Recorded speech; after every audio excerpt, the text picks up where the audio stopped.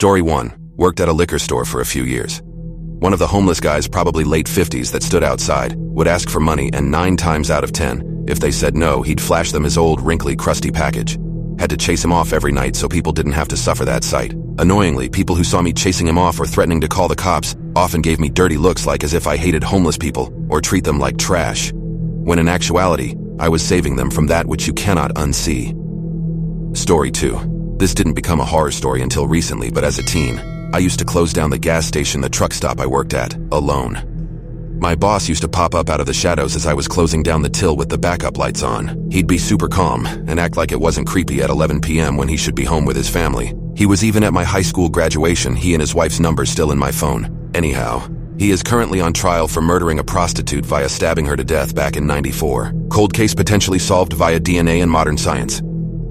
Story 3. Oh man, I hate recalling this story. I work night shift at a rehab facility. We have a protected gate with a camera looking down from above and one of those doorbell cameras. In the office, the camera monitor is on one wall and the doorbell monitor is on another. I was doing some paperwork and see this guy walk past, stop for a few seconds, then slowly turned around, walked back and stared up at the camera, and he kept staring. The facility is in a rough neighborhood, so I'm fairly used to folks hanging out around the gate and usually ignore it. But the way he was staring was off-putting. Like, his eyes and expression were hollow and dead, almost as if he were in deep thought about something horrible. I was pretty sure he was zonked on synthetics. I used the intercom to see if he was okay, but he just kept staring directly at the camera. We have a rule. If it's not hurt or trying to come through the fence, just let it be. No sense in engaging needlessly with somebody potentially hostile or fucking with the locals. Y'all, he stood there and stared at that camera for 2 hours. That same dead-eyed expression staring right at me. I did a round and came back to find him gone, which only creeped me out more.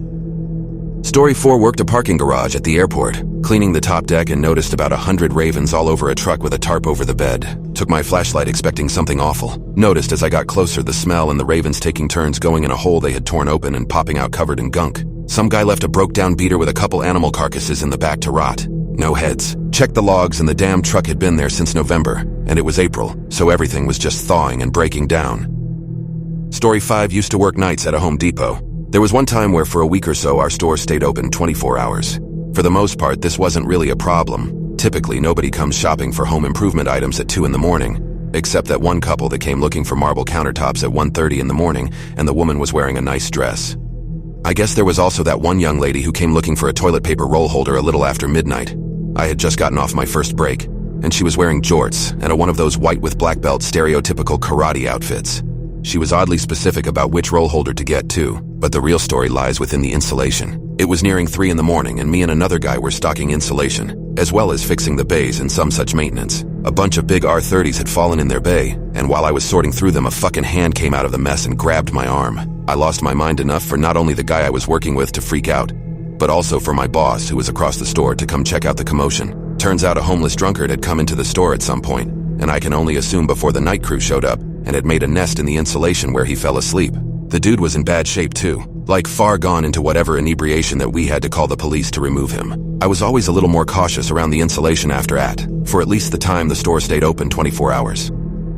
Story 6. Not mine, but I used to work at a small hotel and the manager there told me a terrifying night shift story. It was about midnight when she got a call at the front desk from a man. He said that he's with his 8-year-old daughter, who dances competitively and needed advice on what she should wear. She gave him some basic fashion advice. He asked my manager, "What about fishnet leggings? Do you think those are too sexy?" Then proceeds to talk in graphic detail about how he thinks his own daughter has been trying to seduce him for weeks, and how he's starting to enjoy seeing her dance in these cute outfits. Meanwhile, my manager's looking through a computer system trying to figure out who this man is, so she can call the cops. However, the room he was reportedly in was empty. The man ends up hanging the phone up before she could find out where he was truly calling from. A couple months later, at around 11 p.m., my manager answers the desk phone. A familiar voice asked her if she could help him pick out an outfit for his daughter's next dance recital. She asked him, "Let me guess you want to know if she should wear fishnet leggings." The man immediately hangs up the phone. Story 7. I used to work night shift as a care aide in an old folks' home. It was already creepy. The home was an old hospital that was converted. Some asshole kept walking around the courtyard after dark, dressed as the Grim Reaper, knocking on doors. It was actually really scary. He ran off and the facility got a security guard for a few weeks. Story 8. Many years ago, I worked at a regional radio station in the middle of fucking nowhere, Australia. I was the overnight operator. Keep the overnight playlist running, set up for the morning, do all the manual checks for the next day, and jump on the desk if anything funky happens. I spent a lot of time sitting in what was essentially a tin shed in the middle of a paddock, with my dog, shoes off, listening to 50s and 60s music and doing crossword puzzles. Except one night when the roo shooters came through. They spooked the kangaroos in the paddock and one of them jumped headfirst through our office window. So there's me, barefoot and half asleep, when this 6-tall kangaroo smashes through the glass window. Blood and glass everywhere.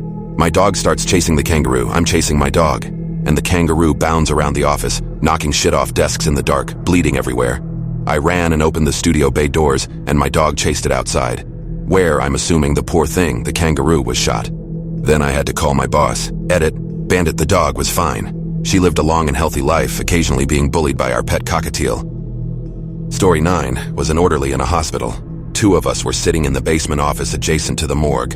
A guy passed our office looking at us a little shifty, came back again and asked if we had access to the morgue. We said yes, thinking he was doing a pickup for a funeral home. But that seemed strange given it was around 12 o'clock or 12:30 a.m. Nope. He wanted to pay us to let him in and leave him alone with the bodies for an hour. We escorted him up to security. Apparently he had tried it in the past, as security knew him. Story 10. Warning, medical gross stuff incoming. I worked in an emergency room. The worst night that comes to mind involves a patient that was bitten by a baby timber rattlesnake. He was bleeding out of every single orifice by the time he got to us. More blood than I'd ever seen before outside of a motorcycle versus 75 mph head first to asphalt. I don't remember how many doses of crofab we gave him, but it was the hospital's entire supply. But trying to get him stabilized, arranging the helicopter transport to a bigger and better equipped facility, all the blood, those weren't the worst parts. The worst part was when the patient lost control of his bowels. I will never ever forget that smell. I spent the entire time standing by the door with a battery-powered fan and a handful of gauze pads saturated with cinnamon oil, trying to reduce some of the smell.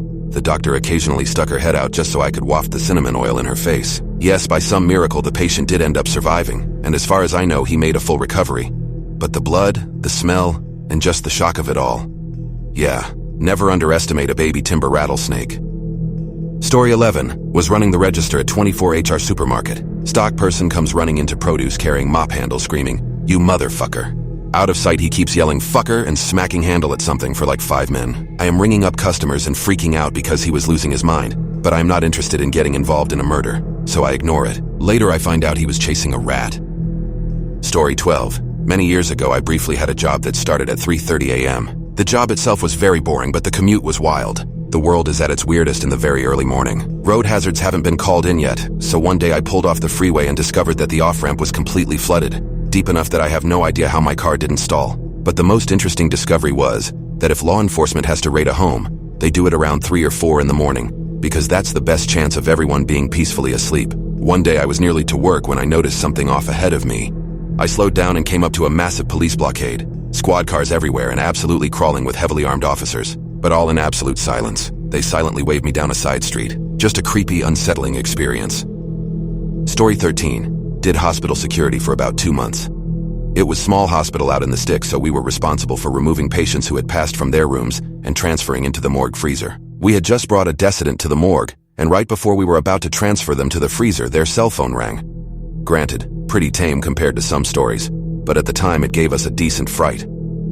Story 14. I worked in a residential treatment center for teen girls. One girl with some severe trauma, rape, abuse, came sleepwalking into the room screaming to please untie her while clawing at her wrists. She was begging me to help her because he's torturing me. I sat her down and pulled her bracelets and watch off. She went completely limp, then got up and went back to bed. It freaked me out seeing the raw emotion of her trauma since she was always smiling and relatively calm during the day. Another time I was doing my nightly checks and a guy suddenly walked out from behind the door coming at me. I screamed and threw my flashlight at him. It was a smiley face balloon. Story 15. Leaving one night from work. I was followed by a log truck and it kept going faster and faster until I was at 100 meters. I pulled off as the truck blew past my car, rocking it. Thing was, there was twisty turns ahead. Couldn't find the truck. Update. No, he wasn't experiencing brake failure. This was on an uphill, which the route is slow and progressively uphill. I'm not on the Grapevine or 4th of July pass. It was just hauling ass. They were running bobtail. Usually if a truck loses brakes, the driver would probably engage engine brakes and downshift. Story 16. Work in the winter for me is plowing and snow removal. It was late and I had been out for over 24 hours at this point. Pulled over into a small cul-de-sac with the nearest house being over 100 YDs away so I could let the truck stay on so I could stay warm. 6-wheel Mac things loud. As I'm nodding off, there was a very loud bang, and it felt like someone then pulled on my driver's side door handle. Luckily, I always lock my truck doors. I immediately threw on every strobe, rear headlight, and started looking around, and I saw absolutely nothing. It scared the shit out of me. Needless to say, I never sleep anywhere other than lit parking lots now. Story 17. Worked as an evening manager at a major Hilton property. Got a complaint from a bunch of guests about the noise coming from one of the rooms. Turns out, a drunken man was beating the shit out of his wife and had the door barricaded so he couldn't get in. I called the cops, and they had to get into the room using the balcony from the room next room over. I'm still traumatized by what I saw when they finally arrested him and got the wife out of the room. She was covered in blood. It was horrifying. Story 18. Used to work night shift at a 24-hour Walmart. Customers are nuts enough in the daytime, but they become weird after midnight. Once had an elderly guy come in wearing only a jean jacket and fishnet stockings. He came up to my register, leaned in, and asked if we carried anything to get rid of lice. Those plastic barriers all stores have now to protect cashiers. They need to keep those even after the pandemic ends. I lost count of the times customers got into my personal space to ask about products for fleas, lice, rashes, etc. Hey, thanks for watching. If you have made it this far into the video, don't forget to like and subscribe and make sure to check out the video on screen. See you in the next one.